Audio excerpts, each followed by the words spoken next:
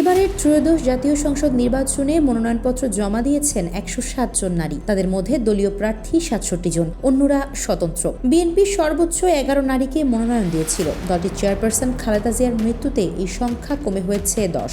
জামায়াতে ইসলামী, ইসলামী আন্দোলন সহ ধর্মভিত্তিক দলগুলো একজনও নারী প্রার্থী দেয়নি। এই দলগুলোর নির্বাচনী সঙ্গী এনসিপির 44 প্রার্থীর 3 জন নারী। এই 107 নারী প্রার্থীর মধ্যে সবচেয়ে সম্পদশালী মানিকগঞ্জ 3 আসনে বিএনপির মনোনীত প্রার্থী আফরোজা খানম রিতা। তিনি মুন্নু গ্রুপ অব ইন্ডাস্ট্রিজের চেয়ারম্যান। হলফনামায় দেওয়া তথ্য অনুযায়ী তার বার্ষিক আয় 1,60,98,638 টাকা। শিক্ষাগত যোগ্যতা বিকম।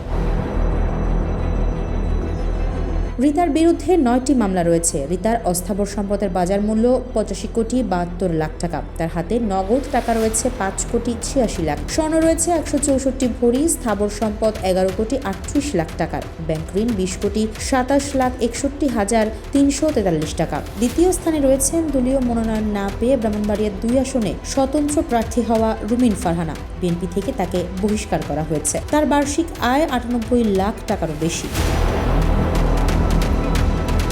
ব্রাহ্মণবাড়িয়ার 2 আসনে স্বতন্ত্র প্রার্থী রুমিন ফারহানার মালিকানায় রয়েছে ধানমন্ডির ল্যাবরেটরি রোডে 5 কাঠা জমি, লালমাটিয়ায় 5 কাঠা জমি ও 5টি ফ্ল্যাট। উত্তরাধিকার সূত্রে তিনি এসব পেয়েছেন, তাই তার দাম দেখাননি। রুমিন ফারহানা ঢাকার পল্টনে 1258 বর্গফুটের বাণিজ্যিক স্পেস রয়েছে। হলফনামায় দাম দেখিয়েছেন 65 লাখ টাকা। 2025-26 অর্থ বছরে আয়কর রিটার্ন অনুযায়ী তার আয় 97,14,000 টাকা। 2019 সালে জমা দেওয়া হলফনামায় আয় ছিল 4,34,000 টাকা। 6 বছরে আয় বেড়েছে 22 গুণ। পেশা আইনজীবী রুমিনের নগদ ব্যাংকে আছে 32,14,000 টাকা। 10 ভরি স্বর্ণালংকার উপহার হিসেবে পাওয়ার কথা জানিয়েছেন হলফনামায়।